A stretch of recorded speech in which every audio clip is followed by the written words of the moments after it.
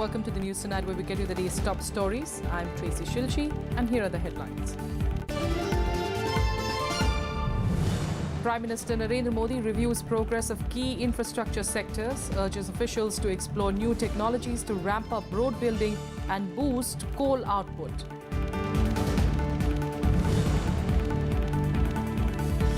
BJP rides high on its winning streak, sweeps civic polls in Delhi, winning 185 wards. Party leaders credit Prime Minister Narendra Modi for another landslide victory.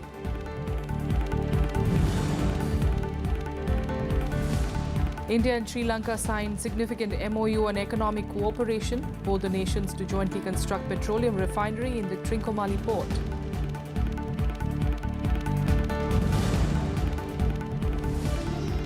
And the US moves a third anti-missile system to its South Korean deployment site.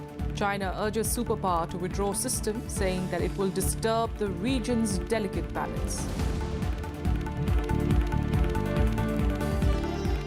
Top story this evening, Prime Minister Narendra Modi on Wednesday reviewed the progress of key infrastructure sectors, including roads, railways, airports, digital and coal. Niti Aayog CEO Amit made the presentation on the progress made in these areas. The 4-hour-long review meeting noted that remarkable progress was made in several areas and infrastructure sectors. The Prime Minister urged officials to explore new technologies for ramping up road building and boosting coal output to push economic growth. He also called for a consolidated approach to the existing road projects and completion within strict timelines. In the aviation sector, the Prime Minister discussed how regional connectivity scheme could impact travellers. In railways, he said that the government has exceeded targets in laying new rail lines. The meeting was attended by top officials from the PMO, Niti Aayog and all infrastructure ministries of the Government of India. Meanwhile, Finance Minister Arun Jaitley today said that the government did not plan to impose any tax on agricultural income. Dismissing the suggestion of Niti Aayog member Bibek Debroy, Jaitley clarified that as per the constitutional allocation of powers, the centre had no jurisdiction to impose tax on agricultural income. Debroy had recommended taxes on farm income above a certain threshold to expand the tax base. Meanwhile, Niti Aayog in a statement distanced itself from the comments made by Debroy, saying that the views expressed by him were personal. The Niti Aayog also said that Debroy's suggestion is not among any recommendation made by the draft action agenda document as circulated to the Governing Council at the meeting on the 23rd of April. Earlier in March, while reassuring Parliament, Finance Minister said that agriculture income is not taxed and will not be taxed. Home Minister Rajnath Singh today decided to strengthen human intelligence network in Maoist-hit areas to minimize casualties of security forces and anti-Naxal operations. Rajnath Singh said there is a need to revamp intelligence gathering mechanism and identify the problem areas. The Home Minister was chairing a high-level meeting 2 days after the 25 CRPF personnel were martyred in Chhattisgarh. Singh also asked officials to prepare a blueprint of the proposed new strategy for tackling left-wing extremism.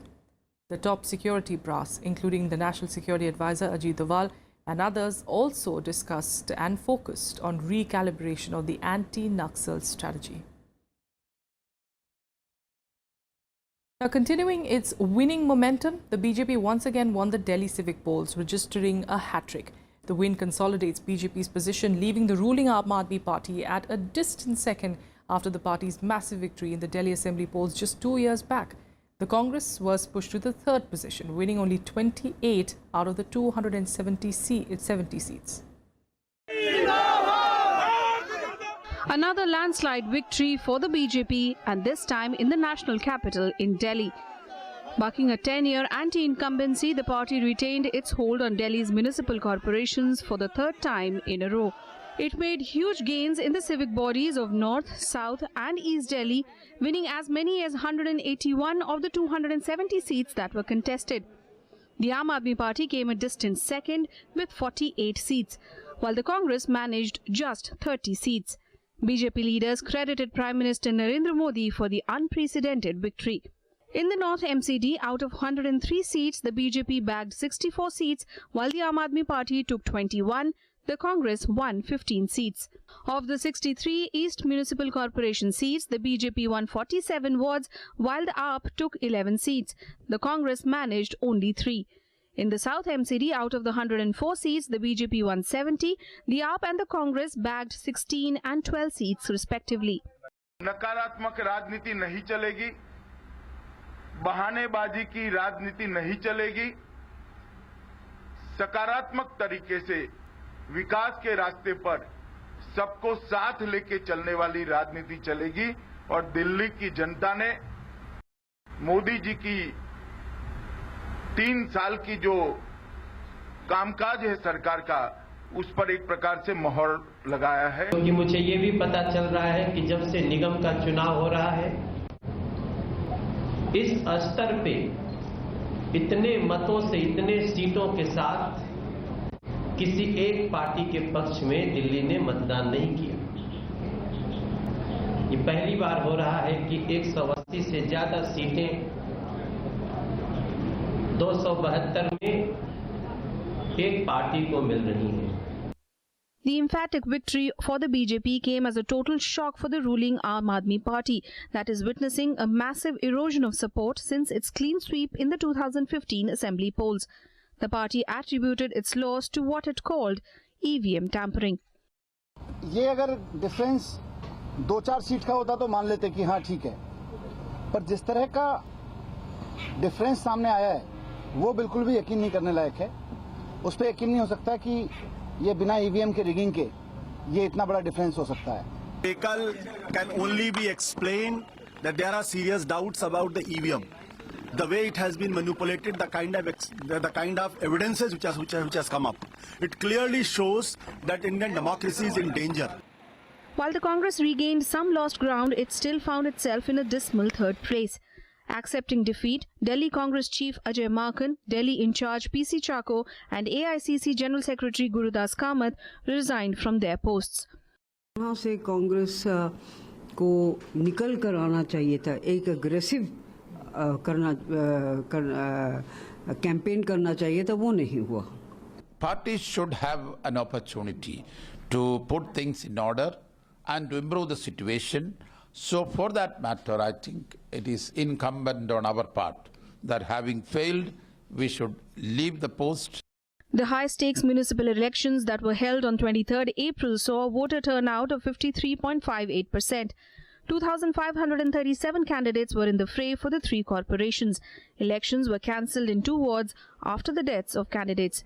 With inputs from Anu Diwan, Bureau Report for Rajya Sabha TV. India and Sri Lanka signed a significant MOU on economic cooperation between the two countries. The agreement will pave the way for implementation of new joint projects in India. India is expected to jointly construct a petroleum refinery in Trincomalee port in Sri Lanka that will earn revenue and create jobs in the Tamil-inhabited city. Prime Minister Narendra Modi and Sri Lankan Prime Minister Ranil Wickremesinghe witnessed the signing ceremony, and earlier External Affairs Minister Sushma Swaraj and Shipping Minister Nitin Gadkari called on Wickremesinghe to hold talks on cooperation. The Sri Lankan Prime Minister is on a 5-day working visit to India.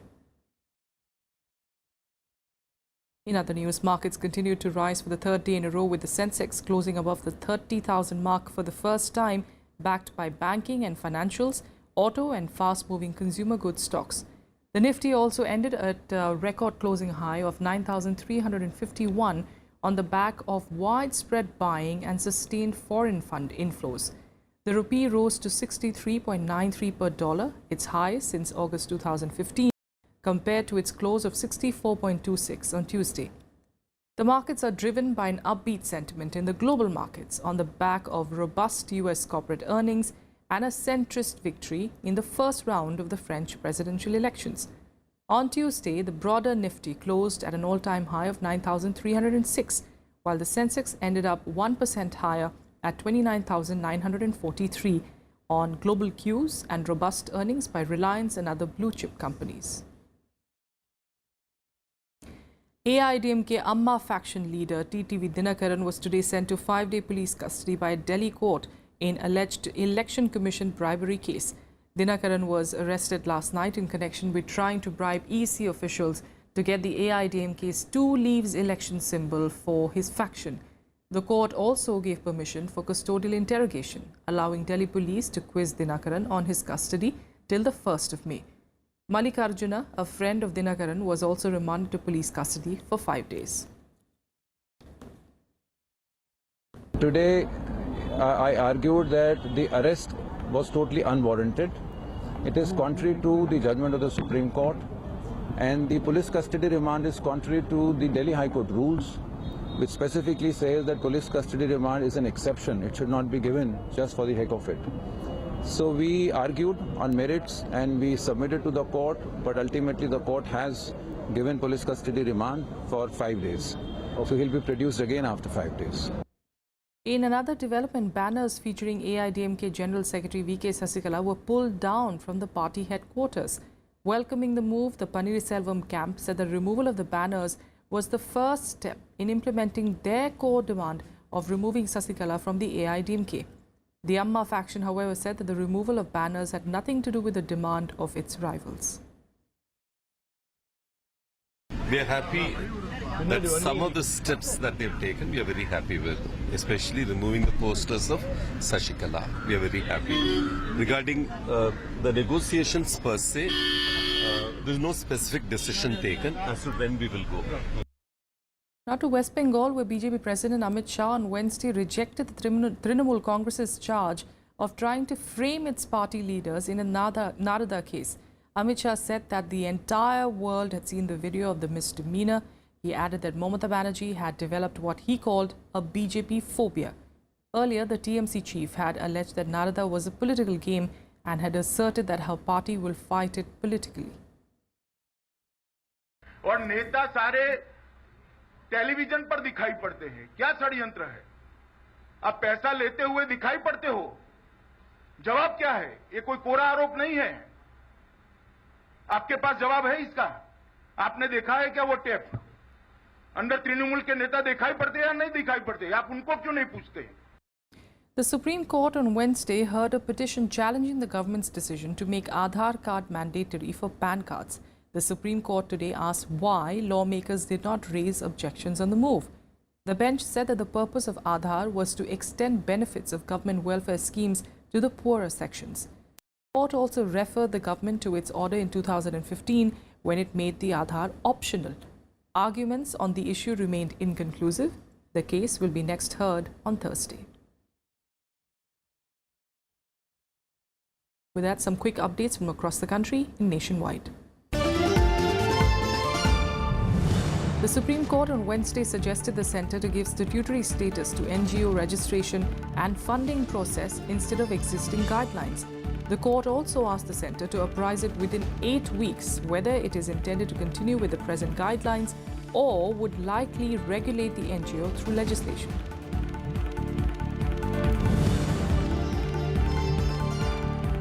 The Rajasthan Legislative Assembly suspended 14 opposition MLAs, including 12 of the Congress, for a year for indiscipline in the House. Chief Whip K.L. Gurjar moved the motion of their suspension, which was passed by voice vote. Speaker Kailash Meghwal asked the Assembly Marshal to ensure that none of the MLAs be allowed entry.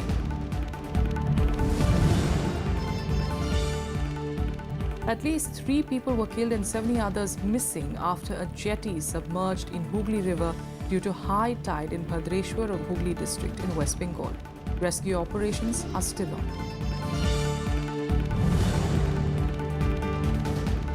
The Congress on Wednesday appointed former Rajasthan Chief Minister Ashok Gehlot as its General Secretary in charge of Gujarat.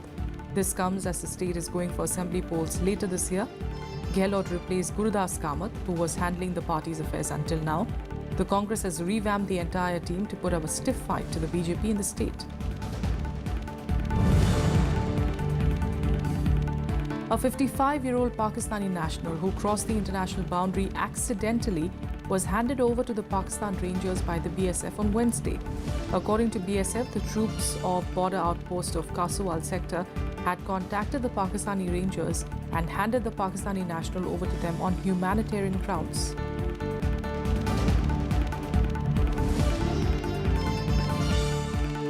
With that, a quick break here. Up next, we'll get you more national and international news. Stay with us.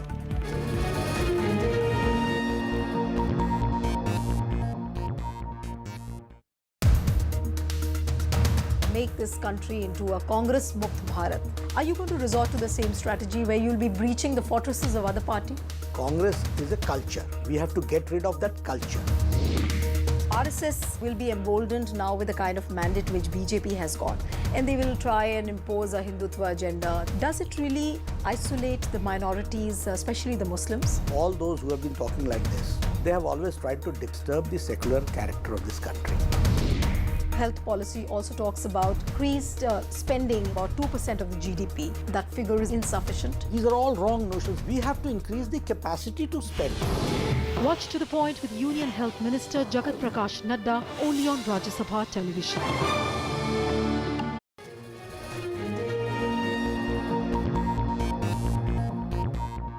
Welcome back. Let's get you some more news now on Kulbhushan Jadhav in India has formally appealed before a military court in Pakistan to reconsider the case of the alleged Indian spy and release him from jail. Jadhav's mother made the appeal through a letter submitted to the Indian High Commissioner Gautam Bambawale in Islamabad. The Indian High Commissioner met Pakistan's Foreign Secretary Temina Janjua on Wednesday and handed her the letter of appeal. He also reiterated India's demand for consular access to Kulbhushan Jadhav, who is facing a death sentence by Pakistan's court. Jadhav's mother also requested the Pakistani Foreign Secretary to grant her a visa to travel to Islamabad to meet her son.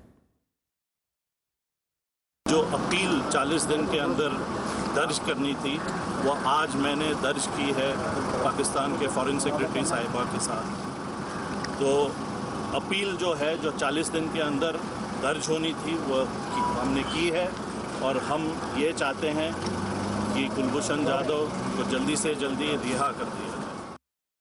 Vice President Mohammad Hamid Ansari today addressed the students of Armenia's Yerevan State University. He reiterated India's unflinching commitment to the values of secularism while stressing the need for greater investment in education and stronger democratic institutions to deal with imminent social change. Addressing students of the State University of Yerevan, Vice President Mohammad Hamid Ansari said that commitment to secularism is the basic tenet of Indian Constitution.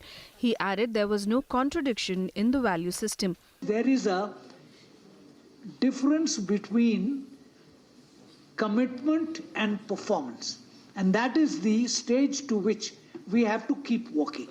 And I think the great majority of people in India are committed to that. We do need to create a society which is, as our Constitution says on its first page, a just society. The Vice President also spoke about the geopolitical implications of technological developments and automation. He said that as machines will replace workers, present-day manufacturing-led economies will see a long-term downward pressure on wages. In this context, the Vice President suggested measures for societies and states to respond to these changes. It is evident that countries that have invested in educating their populations, build strong consumer societies, and have democratic institutions that can deal with social change will benefit, because their people will have had their basic needs met and can figure out how to take advantage of the advances in technology. Interacting with the students, the Vice President also underscored the need for greater cultural exchange between India and Armenia. The students also expressed their willingness for greater linguistic exchanges. हम भारत में Armenia का राजदूत होना चाहती हैं. Vice President Ansari was also awarded the degree of Honorary Doctor of Yerevan State University. Vice President also condemned all forms of violence and urged everyone to subscribe to common universal values endorsed by the United Nations. He also gave a clarion call to the young students to work for the betterment of society and humanity at large. Reporting from Yerevan with camera persons Sanjay and Anirban and with inputs from Amrita Rai, I'm Kriti Mishra for Rajya Sabha Television. In more international news, a third anti-missile system source of much tension in the Korean peninsula in recent times, with North Korea repeatedly seeing it as an act of US aggression. And now, with the THAAD finally being deployed, North Korea's only ally in the region, China, has urged the US to withdraw the system. China says the anti-missile system will disturb the delicate strategic balance in the region. Barely hours after the US moved the THAAD anti-missile system to its South Korean deployment site, China has urged the superpower to withdraw the system. China says THAAD will disturb the region's delicate balance and that it will take steps to protect its interests if required. 美韩在韩国部署萨德反导系统，将破坏地区的战略平衡，进一步刺激半岛的紧张局势，无助于实现半岛无核化目标和地区的和平稳定。 Earlier, South Koreans protested the deployment of the anti-missile system. The earlier than expected move prompted hundreds of locals to come onto the streets, with some residents even clashing with the police.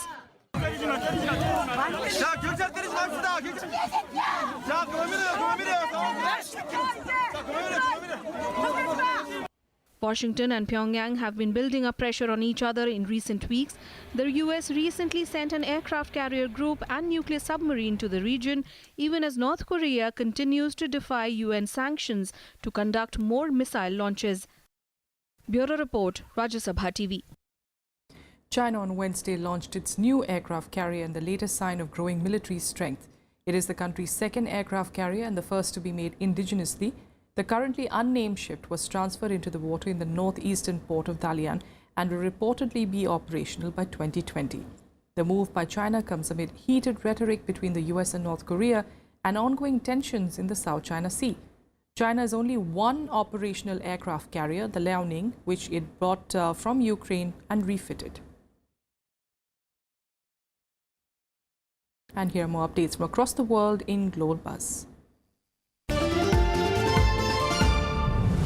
South Korean and US troops held a joint live-fire exercise on Wednesday amid mounting tensions on the Korean peninsula. South Korean Defense Ministry said that about 2,000 troops from both countries took part in the drill. They used 250 military weapons, including K-2 tanks, Bradley fighting vehicles, MLRs, Apache helicopters, and A-10 combat jets. Around 28,500 US troops are stationed in South Korea, where the US has maintained a large military presence since the 1950-53 Korean War.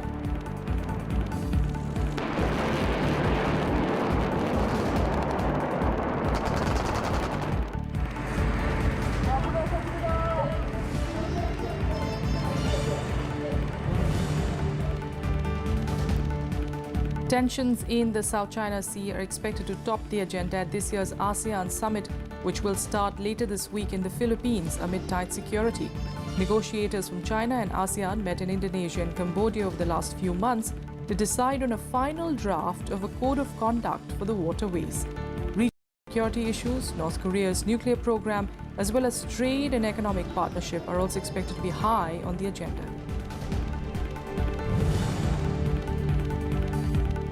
Turkish authorities detained 800 people overnight suspected of links to US-based cleric Fethullah Gulen on Wednesday. According to sources, the crackdown targeted the network structure in the police force. Detention orders had been issued for 1,000 people, of which 803 had been detained in operations carried out across all 81 of Turkey's provinces.